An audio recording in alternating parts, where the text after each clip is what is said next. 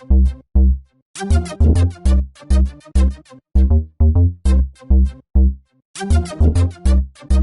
March 21st, 2011, this is pulling you number 55. Greeting Bridge friends, it's Michael here at Bridge Hands. On day 4 on avoidance, elimination, and in plays, we're going to take a little diversion. Let's talk about dangerous opponents. Okay, here we go. Dangerous opponents. Oh sure, our opponents are dangerous enough, but what are the dangerous conditions associated with those dangerous opponents? Well, one, we're playing in no trump, the classic one. They lead the top of a long-running suit. They're trying to win the race. In a no trump, it's all about winning the race, who can promote their suit the quickest. This would be a classic example. This condition might even happen in a suit contract, though. Perhaps they keep leading that long suit.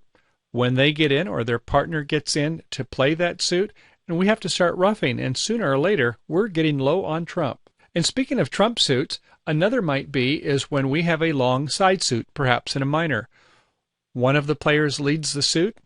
We look at the dummy, 4 in the dummy. We have maybe 3, 4, or 5 in the suit ourselves. We can sense a rough coming up right away. We may want to start playing trumps, but if we're going for finesse in the trump suit, and the other opponent gets in, the dangerous opponent, the one who can lead that suit a second time, they could start setting up for roughs, winning a trick, setting up a roughs. You get the picture. And how about when we have tennises on a side suit? Perhaps a king-jack, or maybe just a queen-10-9? Yes, if the right-hand opponent gets into the lead, bad things can happen right away. So we have to be careful. Sometimes our right-hand opponent might be the dangerous opponent, playing through us to their cooperative partner, only too eager to promote their honors that are above our honors. So let's begin our journey by taking a look at no-trump contracts. Some of these principles, of course, could be used in suit contracts as well. Our first hand, we have a suit where the left-hand opponent is leading a king. It looks like it's the top of a sequence suit. When the dummy comes down, we see that there's a 5 and the 4 in the hand, and we have ace 3-2 in our hand. Okay, how do we want to play the suit? Do we want to win it right away? Well, if we're gifted and have 9 tricks on side suits, by all means. Or perhaps if we have a unprotected, unguarded honor in another suit, we may feel that we don't want them to get in on another suit and lead through us. So these are some considerations. Aside from that, though, we may want to disrupt the communications, the transportation between the east and the west hand. So we might wait till the third time to win the trick. Why the third time? Well, the rule of 7 says if we take the combined number of cards between our two hands, 5, subtract them from the magic number of 7, this is the number of times we would hold up. So we would hold up twice. We would win the third trick with the ace. So this would be where we would win the ace on the third trick. At this point in time, when the suit is played, then what happens? They have 2 left. It was a 5-3-3-2 suit. 5 over here by west, 3 ourselves, 3 by east, their partner, and 2 in the dummy. At this point, if the west gets in, they're going to win 2 extra tricks in no trump. So in this case, west is the obvious dangerous opponent. Okay, in our next hand, we're in 3 no trump. Our left-hand opponent has made a weak 2 opening, showing a 6-card suit.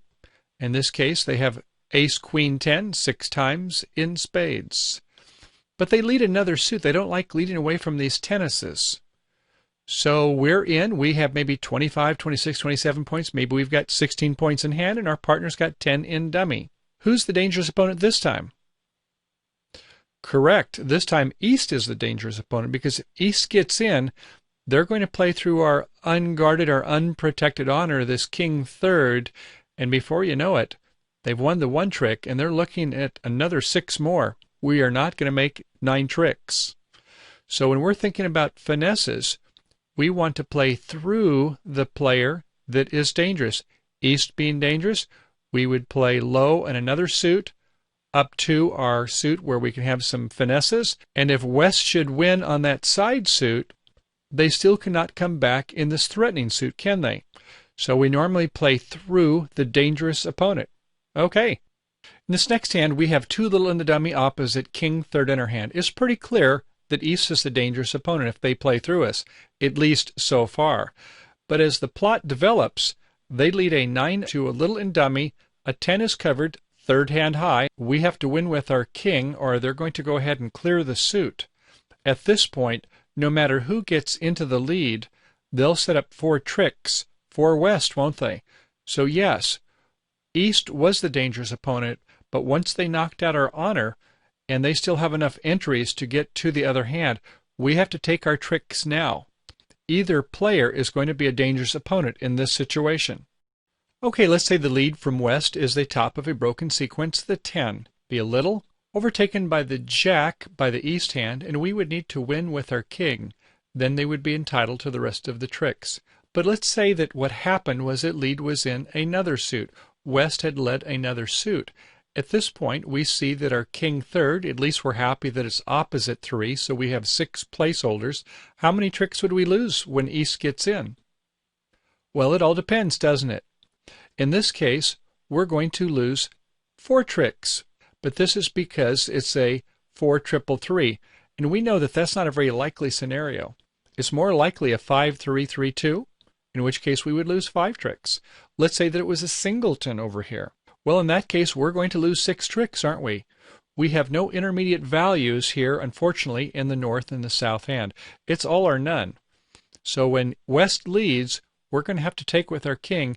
If East is leading the suit, it depends on the good graces of how many they have in the East hand. The more that they have over us in the West hand, the more possible tricks in the West hand, the more dangerous the East hand becomes. Okay, let's imagine now that we've identified a dangerous opponent in another suit, one of their long suits. Now we're in the lead and we're turning the attention to our suit. In this case, we have Ace-Jack-9 little, opposite King-10-8 little. We can finesse the queen either way. In this case, let's imagine that we've identified East as the dangerous opponent. How would we want to play this suit? Okay, good. We'd want to go ahead and play the ace first of all, and then we're going to run the jack and see if it holds. If it loses, if the queen is over in the West hand, fine. That's okay. In our other suit, we now have some protection because West is in the lead. In other words, what we want to do is we want to play through the dangerous opponent. If East is dangerous, we want to play the finesse through that player. Let's take a look at the corollary. Let's imagine that West is the dangerous opponent.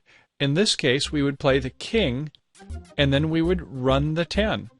If East gets in, fine, no problem. So we need to think about playing through the dangerous opponent and putting the non-dangerous opponent into the lead. Okay, bridge friends, thank you for attending part 1 of our session on the dangerous opponent as it pertains to avoidance, elimination, and end plays. For those of you with the free Bridge Hands membership, please come on down. Sign in for part 2, where we'll have more discussion on no trump as well as suit contract for the dangerous opponent. And for those of you with the premium and ultra memberships, also please log in to part 3, where we'll have hands-on bidding and commentary for, yes, more on the dangerous opponents. Okay, all, thanks for coming. Hope to see you soon. Bye for now.